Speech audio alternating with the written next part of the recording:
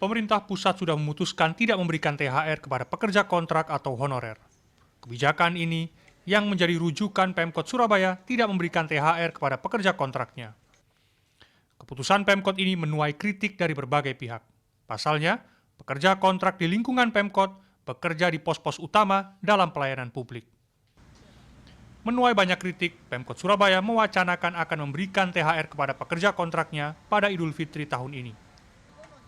Namun Wali Kota Surabaya, Eri Cahyadi mengatakan ada syarat yang harus dipenuhi agar Pemkot bisa memberikan THR kepada pekerja kontrak ini. Syarat itu adalah kemampuan pendapatan asli daerah atau PAD yang masuk bulan ini. Pak Menpan sudah menyampaikan, tidak ada kewajiban dan tidak ada THR untuk tenaga kontrak. Sudah jelas itu. Tapi kami akan memberikan kalau PAD kita sudah memenuhi. Tapi kewajiban kami yang untuk PNS dan yang lainnya harus kita penuhi dulu. Karena apa? Itu sudah ada aturan pusatnya dari pemerintah pusat bahwa ASN itu mendapatkan A, B, C, D ini, terus honor mendapatkan ini. Kalau tenaga kontrak tidak. Tapi sehingga itulah yang menjadi kekuatan kita, apakah PAD kita kuat atau tidak. Nah kalau PAD ini nggak melebu, terus duit itu konti. Jumlah pekerja kontrak di lingkungan Pemkot Surabaya mencapai 25.000 orang. Jumlah ini 2 kali lebih besar dari ASN Pemkot Surabaya. Mereka tersebar di semua sektor, di antaranya kesehatan, pelayanan, kebersihan, dan keamanan. Menurut Imam Syafi'i, anggota Komisi A DPRD Kota Surabaya, seharusnya Pemkot Surabaya memprioritaskan THR bagi semua pekerjanya tanpa kecuali. Imam menambahkan, kekuatan APBD Kota Surabaya yang ditopang PAD dinilai salah satu yang terbaik di Indonesia. Namun ia mengingatkan, penilaian positif yang sering diberikan kepada Pemkot tak lepas dari jasa para tenaga kontrak ini. Menurut politisi Nasdem itu, pekerja kontrak juga memiliki hak yang sama dengan ASN Pemkot.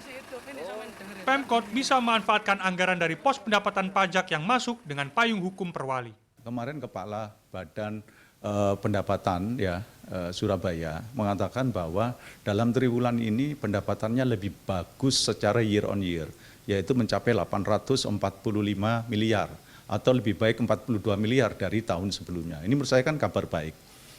Ini kan jadi alasan kalau sungguh-sungguh memberikan THR, ya diberikanlah dengan membuat perwali. Dan pemerintah kota saya yakin bisa kok mencari uang lah.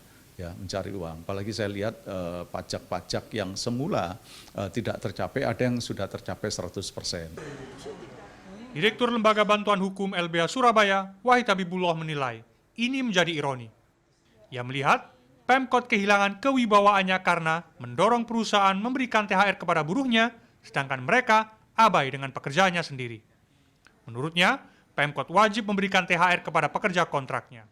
Alas hukumnya adalah Undang-Undang Ketenagakerjaan. Pertama memang sebenarnya berkaitan dengan hubungan kerja, jelas bagi pekerja yang berstatus kontrak ya di pemerintah kota atau di lingkungan pemerintah sebenarnya secara normatif tetap tunduk pada Undang-Undang Tenaga Kerja begitu ya. Sama halnya seperti tenaga kerja di perusahaan swasta yang mana di situ unsurnya jelas ada pemberi kerja, penerima kerja, ada perintah dan ada upah begitu ya. Sehingga sebenarnya mereka dipisahkan dari konsep undang-undang ASN. Pekerja kontrak di lingkungan Pemkot Surabaya ada yang dikontrak tahunan, ada pula yang hanya bulanan. Di antara mereka bahkan ada yang sudah bekerja lebih dari 10 tahun. Miftah Farid, Herudi Sudarmanto, Surabaya, Jawa Timur.